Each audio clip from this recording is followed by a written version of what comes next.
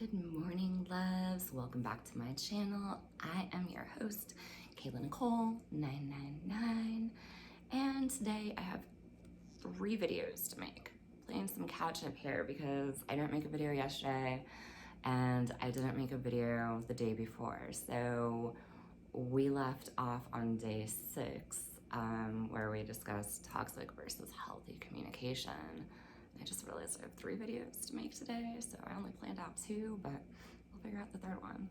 I have some really exciting things happening in my life, which is why I did not make the videos. I've just been super busy. Yesterday was jam-packed with work and all kinds of stuff. The day before that, I got my first story on vocal.media published. So I guess I'm a writer now, which is really, really cool. And honestly, it all stemmed from the super toxic friendship and the narcissistic abuse. But we're gonna talk about more of that in the next video because my next video is going to be about rage writing and how it saved my life. But the topic for this video, which today is Sunday, November 22nd, 2020. However, this is going to be the day 7 video, which I guess would have been Friday, November 20th, 2020. Like I said, just playing some catch up here. So anyway, welcome back. Thank you for joining me. I hope you all are having a lovely weekend. So in this video, we're just gonna do a quick video and we are gonna touch briefly on toxic friends, and we're gonna talk about 5 signs of toxic friends. There's many more signs than this, but we're gonna go back into the most toxic friendship that I ended back in 2018. Story for another day, but this girl fits into basically all of the categories.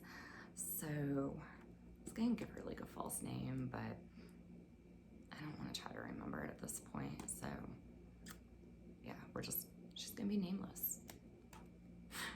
She's my ex-friend. That's what she is. Ex-best friend, if you want to get technical. Anyway, moving on. So one of the biggest signs about a toxic friend is they try to change you. You know, going back into my friendship with this girl, it was 13 years total, although I did stop talking to her for about 2 years, and I wish I would have never rekindled the friendship, but it is what it is. I had some very important lessons to learn, and I am who I am today because of rekindling that friendship with her. But yeah, she was always trying to change me, and she was trying to like mold me into this version of herself, but she was always changing herself, you know? She was adapting to whoever she was hanging out with. Like one day she would be this person, and then she would stop hanging out with that group of friends and move on to a new group of friends, and she would turn into a whole new person. And she always wanted you to change with her, which was really, really frustrating to me, because we are all unique individuals and you shouldn't try to be like other people. You know, she was constantly trying to turn me into somebody else. And the more I look back at it now, she was doing it to other people too. It wasn't just me. But I didn't recognize the signs back then because I didn't know the signs, you know? I was never good enough for her. I had to be this different person in order to hang out with her. She always made me feel guilty for just being myself, which was frustrating. So don't let your friends do that to you. Be you. And the right people are gonna love you no matter what, you know? They're gonna love you for who you are. And sure, there may be some things that they don't really like about you because it irritates them, but they're still gonna accept you. You know, don't be around people that are constantly trying to change you. It wasn't just friends, you know, I had a bunch of toxic romantic relationships too, and my boyfriends were always trying to turn me into this different person. Like, they loved who I was at first, but then after a while, like, who I was never good enough for them, you know? I had a boyfriend that wanted to change my voice. He literally used to always put me down and say that I had an annoying voice. And he would tell me how great of a woman I would be if I just did something about my annoying voice. I'm sorry that you find my voice annoying, but it's my voice and I'm not going to change that. Anyway, moving on. My second sign, so the number 2 sign, is you have to be careful around them.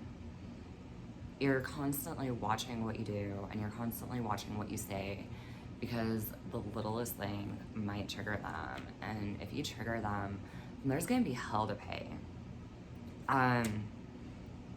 With that particular friend, if I disagreed with her, like, she would get so angry. There wasn't any agreeing to disagree with her. Like, it always had to be her way. And because she experienced something one way, like, that's just how it had to be. And nobody was allowed to have different experiences than her. And that is so toxic. And it's so draining. And I was constantly walking on eggshells with her, you know? I mean, just the littlest things would irritate her.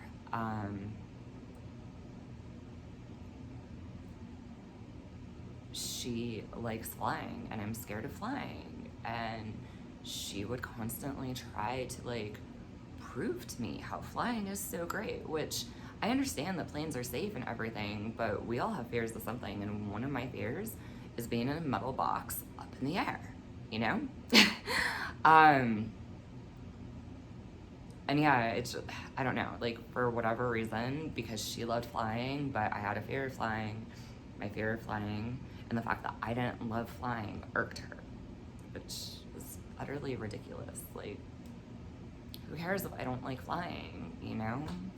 Go love flying. You go do you, and me, I'm gonna get on a plane because I like to travel, but I am going to sit there and meditate the entire time I am on the plane, you know, repeating to myself over and over again, we're gonna land safely, we're gonna land safely, because that's what I need to do to be on a plane. That's just me, you know? I'm sorry I don't love the things that you absolutely love, but we're humans and we have differences, and our differences make us beautiful. So, moving on to number 3. So your intuition tells you to avoid that particular friend. You have a sense of dread when you are hanging out with that friend. You know, your phone rings and you see their name come across and you're like, oh God, I really don't want to talk to her, but she's gonna be upset if I don't answer. I don't want to, you know, that's how it always was when I was hanging out with her. Like, she would ask me to do things and I would just get this pit of, I would get ill. I would literally get nauseous at the thought of spending time with this girl. And it didn't register to me. It didn't register to me that my intuition and my body was trying to tell me that she was the toxic friend. You know? My friendship with her was 11 years of hell. I'm not going to say 13 years of hell, because during that 2-year break, I really started to heal myself and I really started to get better. And then something happened in her life. She was going through a breakup and I found out about it, and I decided to reach out to her because I thought she needed a friend, and if I was doing the right thing, that was a really bad move on my part. I didn't realize until later, until after the friendship finally ended in 2018, and really not until 2019 actually, that I continued to be her friend because I felt sorry for her. She always had a sob story, you know? I felt sorry for her, and I felt like she didn't have any friends because that's the way she made it sound. And I felt that my unconditional love could change her, and it can't, you guys, you know? Love can't change anybody that doesn't want to change. Doesn't matter how much you love them. Unless they want to change, they're not going to change. So we're going to move on. And number 4 is going to be they only care about themselves. You know, whenever anything bad would happen in her life, she would want everyone to surround her and be there for her. And if you didn't do that for her, if you were unavailable, she would get incredibly mad. However, when you were having problems in your life, she didn't care. Occasionally she would pretend to care, but only if being there for you benefited her in some way. You know, she had this friend whose mother passed away, and her friend wasn't dealing with it the way that she wanted her friend to deal with it. You know, her friend was drinking, and you know, sometimes that happens. Sometimes you turn to alcohol, but she was mad that that's how her friend was handling it, and she was like, well, I want to be there for her, but I don't want to go out and drink right now because I'm at a point in my life where I'm not drinking, so therefore, you know, I mean, you could go out with your friend and just not drink, but her brain doesn't work that way. She was the first person to call me a narcissist. This was 10, 11 years ago. She had moved to another state, and she was having a really hard time, but I was in a severe state of clinical depression, to the point where I was suicidal every single day. You know, I was getting up to go to work, but other than that, I was literally laying on the floor, staring at the ceiling, or just crying my eyes out. My depression was that bad. I wasn't leaving my house unless it was for work. I wasn't going anywhere. I wasn't doing anything. And when I couldn't be there for her, and I tried to express to her that I could not be there for her at this moment because I was not in a good place in my life because I was struggling with depression, she turned around and she called me a narcissist. I didn't even know what a narcissist was at that moment. I had never even heard the term before. And it hurt me really badly, especially after I researched it and I found out what narcissist meant. But I remember thinking, I'm not the narcissist, but this definition describes her perfectly. Did I say that to her? Of course not. We just didn't talk for a while. She did what she always did and gave me the silent treatment for a while, even after I tried to apologize. You know, I would always get better and try to apologize, and she would just give me the silent treatment, and I just had to keep contacting her. And eventually she's like, oh, finally now you want to talk to me. There was no, hey, I'm really sorry that you're going through a tough time. There was no empathy. There was no compassion. It was only about her.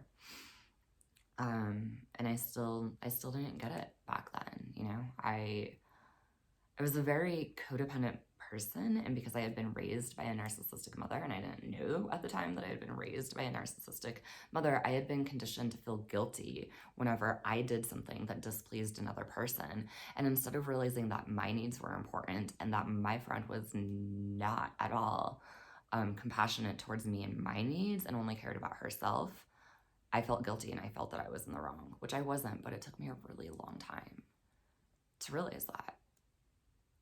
When you struggle with mental health issues, don't allow people to make you feel guilty for it. You didn't ask for it. You didn't ask to have depression. You didn't ask to have PTSD. You didn't ask for terrible anxiety. And if the people around you can't deal with it, then they don't deserve to be around you, especially not in your good days, on your good days. So let's move on to number 5. They gossip. And I'm not the type of person who's going to tell you about my other friends' lives, you know, especially if you don't know my other friends. But this girl I know everything about all of her friends, including the people that I don't even know very well. And I really didn't realize how very toxic that was until 2019, you know? I hated knowing her friends' secrets. I hated having to pretend like I didn't know their secrets in front of them. But she was telling me their deepest, darkest secrets, and that's all she would ever do. Like, the second anybody would tell her anything about their personal life, I would get a phone call and it would be like, Kayla, you'll never believe what so-and-so. And I remember I would just get the sense of dread and I didn't want to talk to her. And I just wanted to tell her, hey, I really don't want to talk about your friends' personal lives. And I don't think you should be sharing the details of their lives with other people. But I knew saying that would set her off. So I would just sit there and I'd just be like, well, what do they do now? You know? And I would deal with it. And I really should have stood up to her. I really should have. I really should have called her on it, but I hated the way that she reacted. And so I would do anything I could to try to keep the peace with her. So once you realize you have a toxic friend, what can you do? Well, if you're able to, you can call them on it. You can have a conversation with them and tell them the things that they're doing that make you feel uncomfortable or make you feel bad. And someone who is not truly just a toxic person is going to apologize to you. They're going to take accountability and they're going to try to change their behavior. And if they're willing to work with you, then you're going to be able to put up strong boundaries. And you need those boundaries. You need to say, hey, these are the things that I'm not going to tolerate. And I'd appreciate if you don't do these things when you are around me. And, you know, that's when it gets hard, trying to decide, is the toxic friend really toxic, or are they just doing things that they don't know aren't okay? And good people, they're going to try to change. They're going to try to be better. A truly toxic friend is going to get really mad at you, and they're going to turn it around on you, and they're going to tell you how you're such a terrible person. And that, in my experience, is exactly what has happened whenever I've tried calling out almost anybody's toxicity, because I've been surrounded by a bunch of really toxic people, and it's not a good feeling. You know? So what do you do then? You leave. It's where that no contact rule comes into play.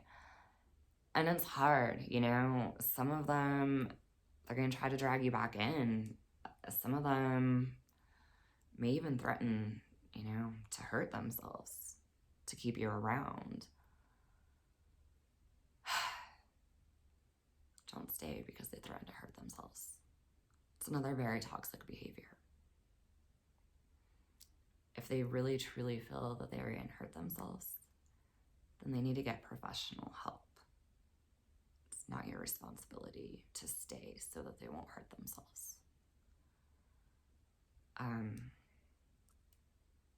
that's a video for another day. I know 7 different people that have committed suicide. And I felt guilty for some.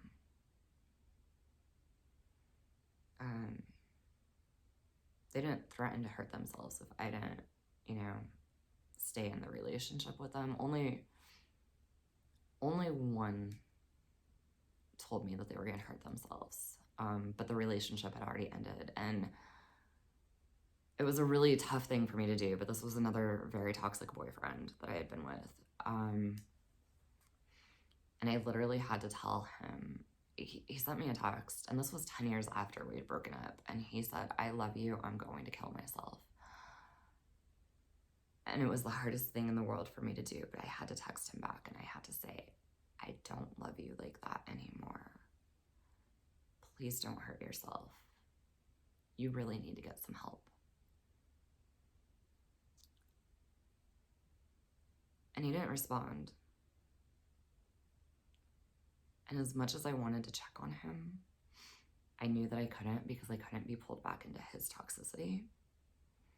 And I had to let it go. And thankfully, I found out later, he did. He went and he checked himself into the hospital. And I'd love to say that he's doing better now, but I haven't talked to him in many, many years. And last I heard, he was not doing better, but he didn't go through with his plans. He got himself the help that he needed. I would have felt incredibly guilty if he would have actually chose to hurt himself. But again, it's not my responsibility. You can only save yourself. You can't save other people. And you can try to be there for other people, but if being there for other people is dragging you down, you need to do what's best for yourself. And going no contact with the toxic friend is really the best way to do it. I know that's hard, and I hate to leave it on that note. It's gonna be painful. It's gonna be very painful. Like, I've left so many toxic people, and every single time it doesn't get easier.